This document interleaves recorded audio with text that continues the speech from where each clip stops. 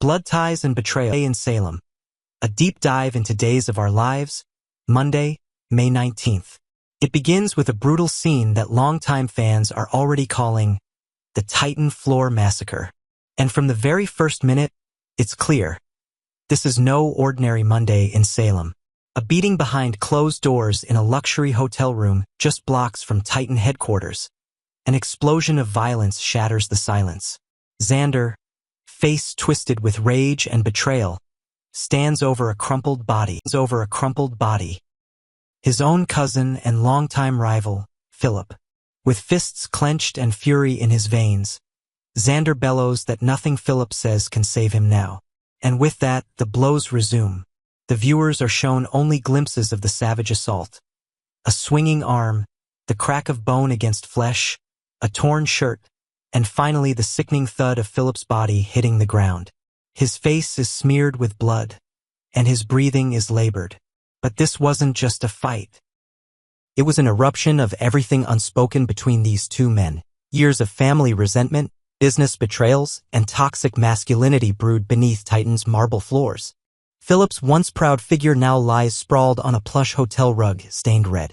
A cracked coffee table, an overturned chair, and a single shattered wine glass tell the story of the chaos that has just unfolded. But it's Xander's eyes, wide, furious, unrepentant, that chill viewers to the bone. Then, like a sudden storm, Maggie arrives. Maggie's shocking discovery, Maggie Kyriakis, ever the matriarch, pushes through the unlocked hotel door to find her family in ruin. She freezes in the doorway, her eyes darting between the broken figure of Philip and the wild-eyed monster she barely recognizes as Xander. "Dear God," she whispers, rushing to Philip's side, tears already forming. But she's too late to stop the beating. Philip is unconscious. His pulse is faint. Within moments, police sirens wail in the distance. Maggie's trembling fingers punch in Kayla's number. "You're the only surgeon available," she pleads. "Please, if you want to save what's left of this family, save Philip." Flashbacks. The events that lit the fuse to understand what drove Xander to the edge. We must rewind, back to the moment when Philip received a fateful call from Kevin. A frantic voice on the other end. "We have a problem. Dr. Russell came back early. He found out about the missing medication." Philip swore under his breath. "Just calm down," he muttered. "He doesn't want to call the cops." "That's good. Just stay hidden. I'll get the drugs." This wasn't about greed. Not entirely. It was about desperation. Philip had stolen Versavix, an experimental drug still in the trial phase. He claimed it was for Titan, a business play. But the truth was layered. Yes, he saw potential profits. Yes, he wanted to outmaneuver his corporate rivals. But at the heart of it all was one man, Bo near death, fading fast, and Versavix might be his only hope. But others had already begun to suspect the theft. Suspicions mount at the nurses' station back at Salem University Hospital. Dr. Russell, Steve, and Sean pieced the puzzle together. Versavix had vanished, and Philip's name kept surfacing in hushed whispers and security footage anomalies. Meanwhile, Xander, busy pushing Sarah away during one of their typical spats, was informed by Steve that he too was under suspicion. "You think I did it?" he barked, incredulous. But somewhere inside, a memory clicked. Flash. A moment. Philip sneaking around the drug storage wing days earlier. Xander remembered the glint in his eye, the quiet shuffle of a guilty man. And that was it. The storm within him began to brew. Sarah's growing doubts. Sarah, once Xander's most passionate defender, now watched her husband with new eyes. "You didn't do this, did you?" she asked quietly. Xander tried to brush it off. "We needed money. We're not a charity." But the defensive tone, the shifting gaze, and the half-truths only raised more suspicion. Sarah began to cry. She had seen too much. She had lived too long in the world of Salem to believe in coincidence. The hotel confrontation, Xander's snaps fueled by rage and betrayal. Xander stormed to the hotel. There, Philip was already preparing to leave. But Xander blocked the door. "You did this, didn't you?" he hissed. Philip, cornered, tried to explain. He had stolen the drugs, yes, but it was to help Bo. And maybe, just maybe, Titan could profit and keep their heads above water. "You're going to join Bo," Xander seethed. "Because I'm going to kill you." In a slow, terrifying gesture, he removed his jacket, rolled up his sleeves, and whispered something that turned Philip pale. "I used to kill for money. I don't need to be paid for this." Philip begged. He tried to run, but it was too late. A legacy in crisis as police drag Xander out in cuffs. He offers no resistance.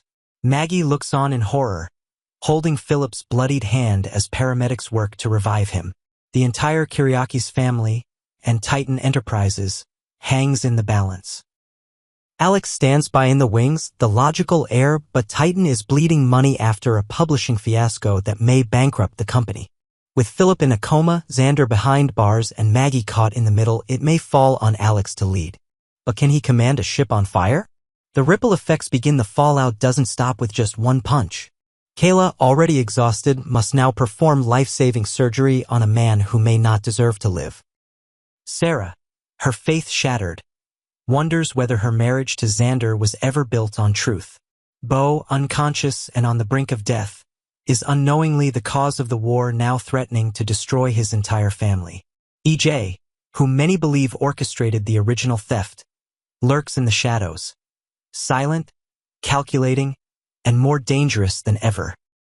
Next, the calm before the storm dawn had barely broken over Salem when Kayla Johnson's tired silhouette appeared against the frosted glass pane of her office door.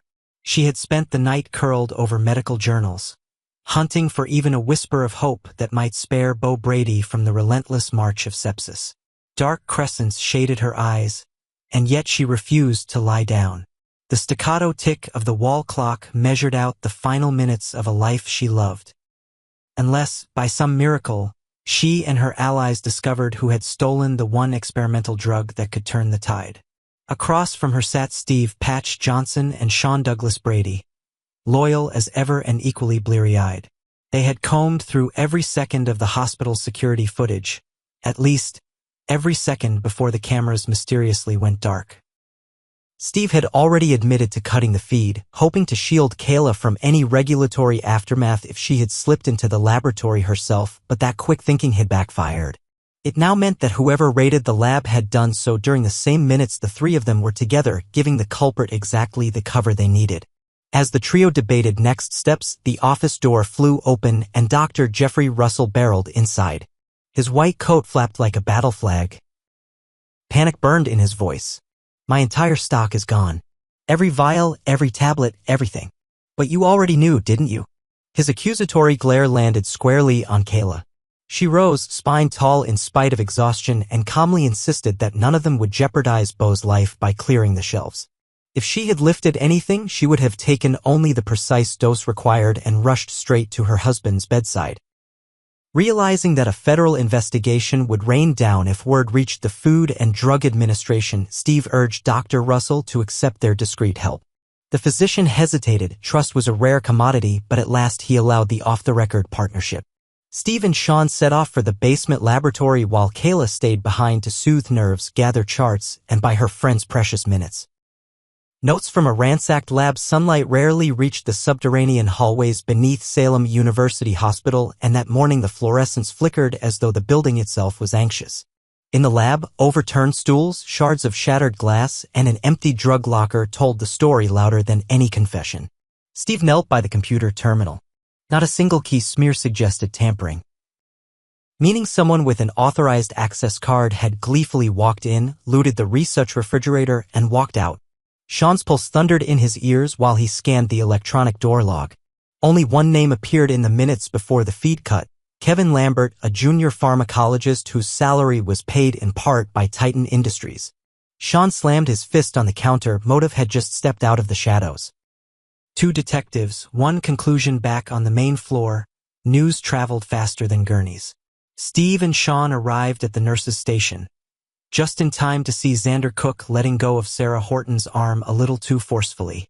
The detectives filled him in on the burglary. Xander spat an outraged denial. Yes, Titan wanted to bankroll the hospital wing, but stealing life-saving medicine was hardly a way to improve public relations. Only after the two men lumbered away did Sarah spot the familiar glint in her husband's eye, ambition tempered with impatience.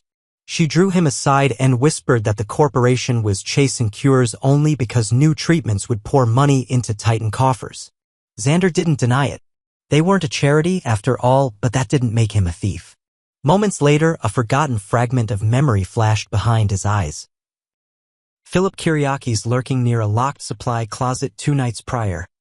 A duffel bag slung over one shoulder. Realization stabbed like ice water. Without another word, Xander broke for the Salem Inn, leaving Sarah confused and fearful in the hallway. Clash at the Salem in the inn's corridor smelled of furniture polish and nervous secrets. Xander didn't bother to knock. He kicked in Philip's door, splintering the jamb. The room was a battlefield of toppled suitcases, half-packed sample vials, and spreadsheets littering the floor. Philip stood at the window, guilt etched in the slump of his shoulders. Xander's voice dropped to a growl. The drug is gone, and you were seen where you had no right to be. Are you going to lie? Or will you admit it?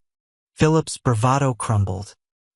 He confessed to prying open Dr. Russell's refrigerator, swiping every last vial, and escaping before security descended. His plan was breathtaking in both greed and logic: reverse engineer the formula, let Titan undercut every research hospital on the eastern seaboard, and crucially hand the first successful dose to Bo Brady as a grand humanitarian gesture. The board would laud Titan as both savior and titan of industry. He took one hopeful step toward Xander, expecting reluctant admiration. Instead, Xander bared his teeth. Bo is dying, and you dare turn his crisis into a marketing stunt? You've signed your own death warrant. A thunderous fist sent Philip sprawling across the Persian rug. Each new punch was fueled by years of rivalry, corporate, romantic, familial. By the time Maggie Horton dashed in, Xander's rage still flared, and Philip's split lips stained the rug crimson. Maggie called on every ounce of matriarchal authority to drag Xander off the barely conscious man. Suspicion casts a wide net while orderlies rushed Philip to the emergency department. Steve and Sean cornered Kevin Lambert by the staff trash bins. The young scientist trembled under their scrutiny, yet insisted he had only visited the lab to retrieve a forgotten thumb drive. His swipe card went missing earlier that day, he claimed, perhaps lifted from his locker by an unknown thief. Sean's instincts whispered that Kevin was a pawn, not the mastermind. But Steve, veteran of half a lifetime's espionage, recognized planted evidence when he saw it. Whoever stole that card wanted a fall guy. That pointed the finger directly back at the boardrooms of either Titan or DiMera Enterprises, where E.J. DiMera was no stranger to sabotage disguised as accident. A DiMera enters the fray as if summoned by rumor. E.J. strode into the hospital lobby juggling calls on 2 phones. Dr. Russell spotted him first and erupted with accusations. E.J., cool as marble, dismissed the notion that he would jeopardize lives merely to undermine Titan's expansion dream.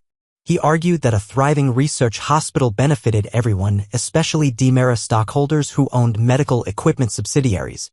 Their shouting drew Kayla from her office just as Sarah reached the same intersection. She revealed that Xander had disappeared in a fury and Philip was now a patient 1 floor up. The coincidence stunned Kayla. Wherever Xander went, chaos followed. And the clock was still ticking for Bo. In that moment, EJ's eyes narrowed. He realized that, culpability aside, Titan now needed DiMera's resources to contain a scandal.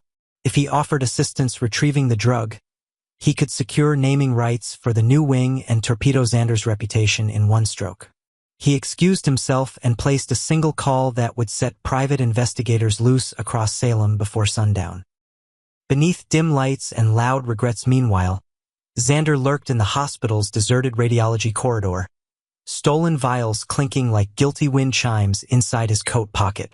In the chaos after Maggie's intervention, Philip's jacket, with the contraband still hidden in the lining, had been tossed onto a gurney. Xander seized the opportunity to claim the bottles, determined to return them and thus resurrect his image as responsible investor. But as he rounded the corner toward Kayla's office, he overheard Sarah sobbing behind a supply cart. Remorse crashed over him. He knelt, pressing the vials into her trembling hands. "I can't undo what's happened," he whispered, "but I can hand these back before Bo's heart stops." Sarah's shoulders shook. She wanted to believe him, yet trust shattered slowly. Together they started for the lab, unaware that a shadow, Kevin Lambert, trailed at a distance, phone camera raised, recording every step. The truth crawls into the light. By late afternoon, Kayla's office became the crossroads of Salem. Steve and Sean returned with a forensic printout proving Kevin's card had accessed the lab only under a master override code. Kevin himself skulked in moments later with grainy footage of Xander clutching the vials. Then EJ's detectives phoned to report that Titan's boardroom printer had produced a full schematic of Russell's patented compound, hours before the theft. Facts collided, motives overlapped, and tempers exploded. Yet something still didn't fit. If Philip wanted to reverse engineer the medicine, why remove every vial when one sample would suffice? If Xander wanted to be a hero, why not hand the medicine straight to Kayla the second he found it? Steve paced, piecing together the psychological puzzle. The simplest answer was chaos. Titan's leading sons were locked in a destructive tug-of-war, each willing to sabotage the other even at the cost of Beau's life. The experimental drug was merely the rope between them. Racing the Reaper Knight bled into the intensive care unit where Beau lay unconscious, monitors chirping a countdown only he could not hear. The window for treatment was collapsing in on itself. Kayla arrived with Steve, Sean, and, of all unlikely allies, EJ. Behind them, Sarah carried a biohazard cooler marked Sepsis Protocol, Russell. Inside lay the precious vials, retrieved from Xander, logged by lab techs, signed off by Dr. Russell, and blessed by hospital risk management. Kayla prepared the syringe with hands steadied by purpose. Every face around the bed held a different stake in the outcome. Steve's lifelong love, Sean's filial devotion, Sarah's medical optimism, EJ's corporate calculation, even Xander's offstage redemption. For one reverent moment, egos fell silent. The medicine slid into Beau's foreline like dawn slipping over the horizon. Now came the long vigil. Would his white blood cell count hover, fall, or skyrocket? Could kidneys rally before infection forced multi-organ failure? Kayla refused to consider anything but the best. She pulled a chair to Beau's bedside, laced her fingers through his, and began to speak. Tales of their wedding day, of sunsets on the Brady pub dock, of the promise she whispered into his ear when their first child kicked beneath her ribs. Words became anchors. Love became medicine. Aftershocks and reckonings outside the room. The hospital hummed with fallout. Security escorted Philip, wrist wrapped and lip stitched, to an interview room. Kevin faced suspension pending an ethics board inquiry. Dr. Russell filed urgent documentation to the FDA admitting the breach but emphasizing the chain of custody restoration. He prayed that transparency would spare his research from total shutdown. EJ phoned his attorney, orchestrating a press release praising Salem's medical heroes, carefully listing Kayla and Dr. Russell by name while omitting any mention of Xander or Philip. A subtle but fatal blow to Titan's public image. In another wing, Maggie prayed for both men, her heart big enough to cradle even those who disappointed her most. And Xander? He stood on the hospital roof beneath a violet sky, wrestling with guilt. The road back to honor would be steep, but one glance at Sarah, who joined him, fingers interlaced, told him he would not climb it alone. A flicker on the heart monitor hours later, somewhere between midnight and miracle, Beau's vital signs steadied. The fever that had raged like wildfire ebbed. White cell levels dipped. Kayla pressed a kiss to his knuckles, tears sparkling under fluorescent light. Steve exhaled the breath he had held for days. Sean collapsed into a grateful hug with his mother. The final chapter of this crisis had yet to be written. Laboratory audits, criminal charges, corporate warfare, and family rifts would dominate tomorrow's headlines. But for one fragile, golden moment, life triumphed over greed. And in Salem, that is always where the next drama begins.